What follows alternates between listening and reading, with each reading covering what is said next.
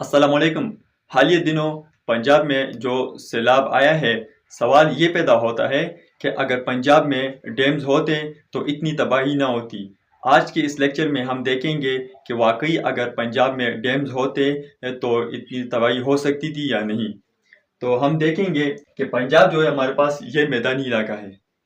پہلی بات تو یہ ہے کہ میدانی علاقوں میں ڈیم بنانا انتہائی مشکل ہوتا ہے اور ناممکن ہے۔ اگر ڈیم میدانی علاقوں میں بن سکتے ہیں تو آج سے کئی سال پہلے انگریز یہاں پر ڈیم بناتے۔ ڈیم زیادہ تر پہاڑی علاقوں میں بن سکتے ہیں۔ پنجاب میں جو دریا ہیں جن پہ انڈیا کا قبضہ ہے، انڈیا کے جس علاقوں سے وہ دریا پاکستان میں آتے ہیں تو وہ انڈیا کے جو علاقے ہیں وہ پہاڑی علاقوں ہیں۔ تو انڈیا نے پہلے سے ہی ان جگہوں پہ اپنے لیے ڈیمز وغیرہ بنائے ہوئے ہیں۔ جب بھی انڈیا پاکستان کو نقصان پہنچانا چاہتے ہیں تو وہ ان ڈیمز کو کھول دیتا ہے، جس سے بڑی تباہی ہو جاتی ہے۔ اب جیسے کہ انڈیا سے ہمارے پاس جو دریا آتے ہیں اس میں سب سے پہلے ہمارے جو پاس جو ہے وہ اس میں ایک ہے ستلج، اور ستلج میں بھی ہمارے پاس ستلج جو ہے وہ بھی ہمارے پاس دو دریاؤں سے مل کر بنا ہوئے ہیں۔ ایک اس میں بیاس آتا ہے، بیاس، دریائے بیاس اور ستلج۔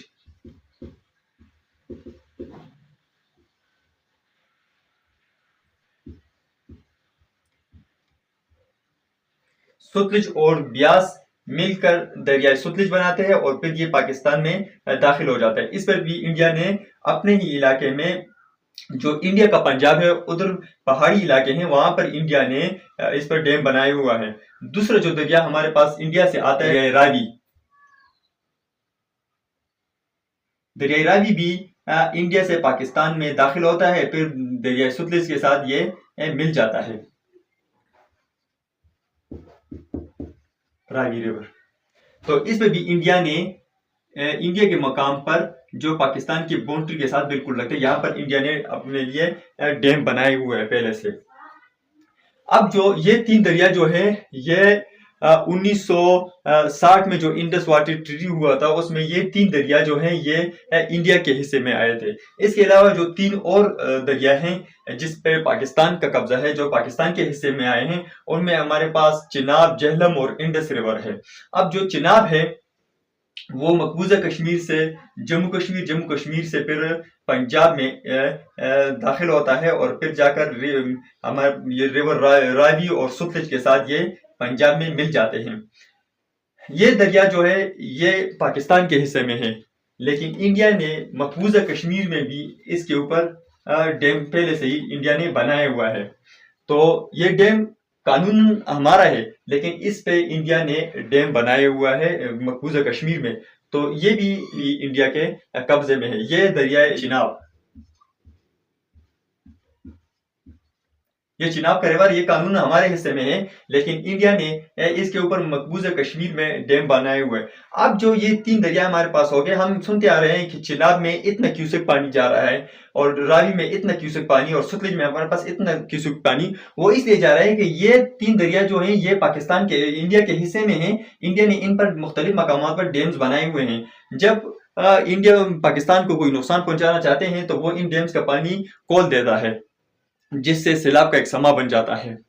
ویسے معمولی دنوں میں، عام دنوں میں ان دریاؤں میں وہ پانی آتا ہے جو یا تو ان ڈیموں سے زیادہ ہو جاتا ہے یا بارشی پانی ہوتا ہے، وہ ان دریاؤں میں آتا ہے۔ اور اگر پھر سیلاب تب آتا ہے جب انڈیا یہاں سے یہ ڈیم کھول دیتا ہے، تب ان دریاؤں میں سیلاب آ جاتا ہے۔ اب اس کے علاوہ جو پاکستان میں دریائے جہلم ہے وہ جموں کشمیر سے شروع ہوتا ہے اور پنجاب میں ہوتے ہوئے پھر جا کر یہاں پر چناب کے ساتھ اور پھر جا کر آگے ستلج کے ساتھ یہ مل جاتا ہے پنجاب میں، یہ ایک دوسرے کے ساتھ یہ مل جاتے ہیں۔ یہ ہمارے پاس جہلم ہے، جہلم ریور۔ پھر اس میں پاکستان کے پاس یہ دو تو پاکستان کے پاس قانوناً آ گئے۔ اب تیسرا جو پاکستان کے پاس قانوناً آیا ہے وہ ہمارے پاس ہے انڈس ریور، دریائے سندھ۔ جو کہ کشمیر سے ہوتا ہوا گلگت بلتستان کے میں پھر کے سے پنجاب میں کے بارڈر کے ساتھ ہوتا ہوا پھر جا کر آگے یہ جو 5 دریا 4 دریا ہمارے پاس اور ہیں، ستلج، راوی، چناب اور جہلم، ان کے ساتھ پنجاب میں یہ مل جاتا ہے، اور یہاں سے کرتے یہ پھر سندھ سے جا کر یہ بحیرہ عرب میں داخل ہو جاتا ہے۔ یہ سب سے بڑا دریا ہے پاکستان کا، دریائے سندھ۔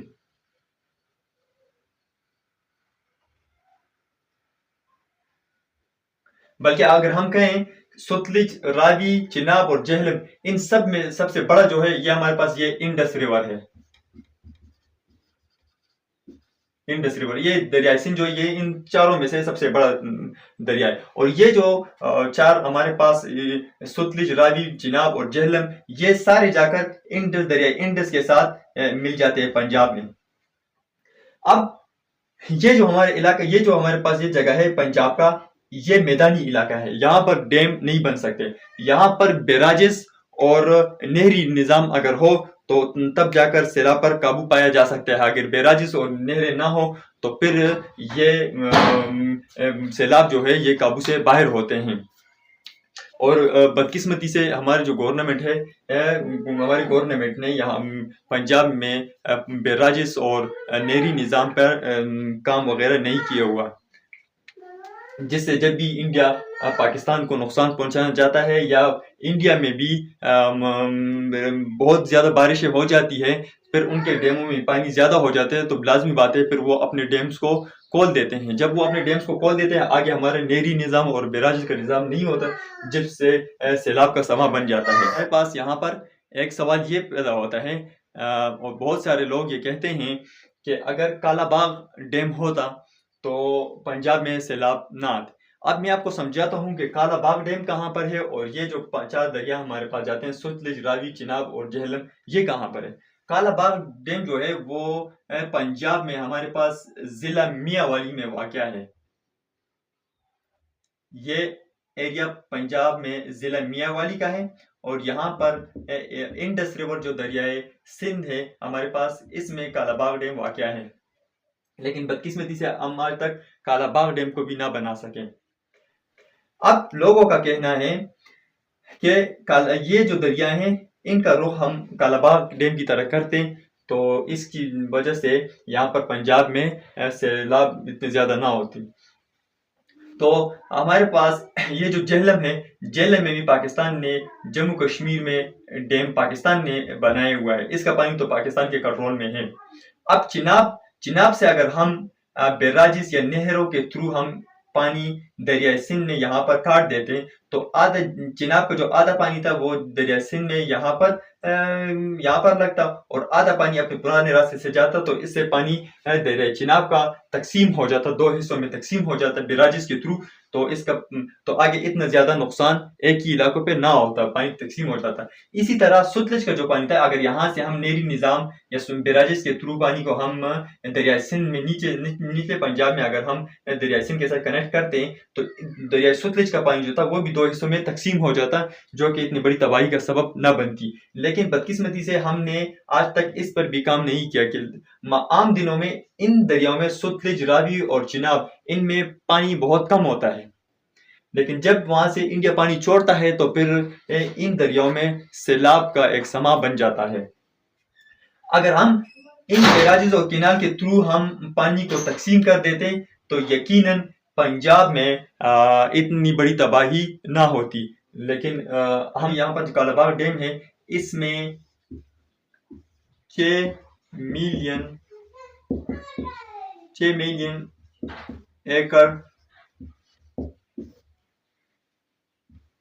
ہمارے پاس جو یہ کالا باغ ڈیم ہے، اس میں ہم 6 ملین ایکڑ پانی جو ہے اس کو ہم سٹور کر سکتے ہیں۔ اگر ہم یہاں سے چناب کا پانی اس میں ہم بیراجز کے تھرو یہاں اس کے ساتھ ہم ملاتے تو اس میں اتنی کیپیسٹی ہوتی کہ ہم کالا باغ ڈیم میں پانی کو سٹور کرتے تھے۔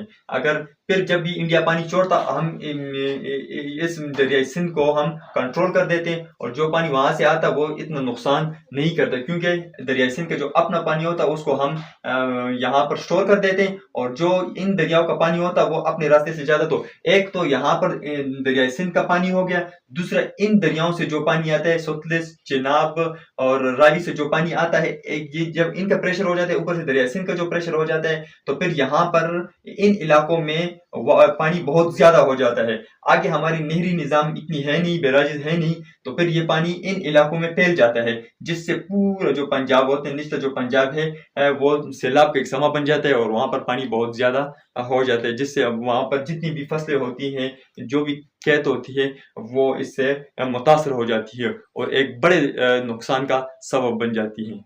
अब इसका हल हमारे पास ये है कि मैदानी इलाकों में तो डैम वगैरह नहीं बनते। अगर डैम पहले से ही इंडिया ने इन दरियाओं पे बनाए हुए, आगे पानी कम है, तो इस पर डैम बनाना नामुमकिन बात है। अब हमारे पास इसका हल ये है कि हम पंजाब में नहरी निज़ाम को ज़्यादा करें, बैराजेस बनाएं हम, और कुएं खोदें कि जो एक्स्ट्रा पानी होता है वो ज़मीन चला जाएगा, जिससे सैलाब का खदशा कम हो जाए।